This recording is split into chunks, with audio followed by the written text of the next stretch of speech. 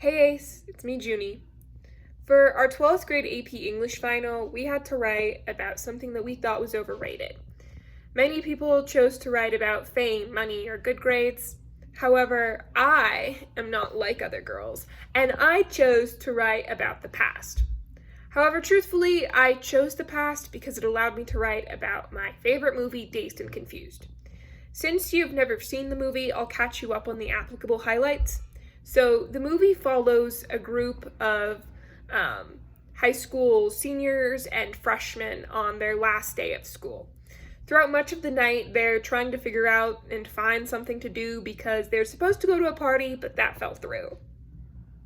The director, Richard Linklater, actually intended the movie to show just how boring that time period, the 1970s, were. One of the characters, Cynthia Dunn, even proclaims the 70s. My god, they obviously suck. So maybe the 80s will be like radical. I figure we'll be in our 20s and hey, it can't get any worse.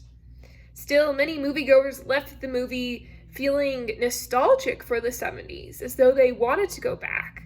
After all, who wouldn't want to drive around with your best friends listening to music all night? No jobs to worry about, kids to care for, bills to pay. Seems pretty nice. I myself would probably want to travel back in time to high school so that I could spend a night just driving around with my friends too. For me, high school had a lot of wonderful moments. Sloth Colts, inside academic jokes, world history banter, long talks with my favorite teachers after school, even lunches that were big and lively with a large group of friends.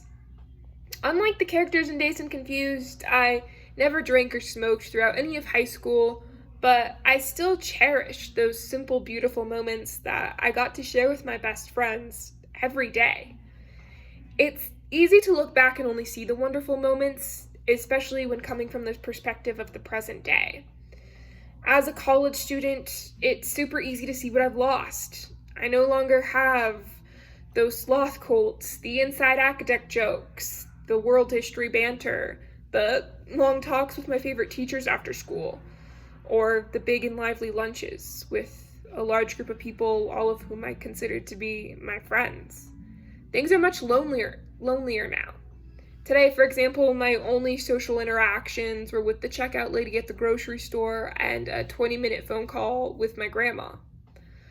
Fortunately, I have been able to grow some relationships at college, but almost none of them compared to the quality of my high school friendships.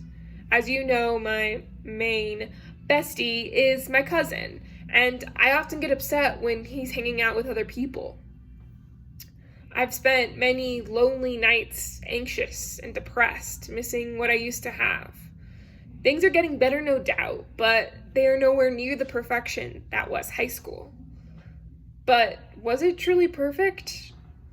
Certainly not. Sometimes I fought with my friends, got in trouble with my favorite teachers. Has anyone seen a unicorn? Was overwhelmed with juggling school and golf and academic. My grandfather even unexpectedly died on my brother's birthday when I was in 11th grade. Not to mention the fact that I had a very, very difficult time adjusting to high school and finding a new friend group. Nevertheless, I did it. The past is always more nuanced than we perceive it to be. Adjusting and learning to love the present is very difficult. But I try to remember what makes the now worthwhile. In other words, what will be the coating to the rose-colored glasses that I will use to look at this current moment when it becomes my new past? Personally, I think it'll be the moments I spent chatting with my cousin until the early hours of the morning, or the times I spent working in the student government office, or even the times I spent alone on my couch watching SNL while drinking soda. I fail too often, but I do try to value the present moment. After all, if we're all going to die anyway, shouldn't we try to enjoy ourselves now? In case you didn't catch that, that was another Dazed and Confused quote. I'll see you next week, Ace.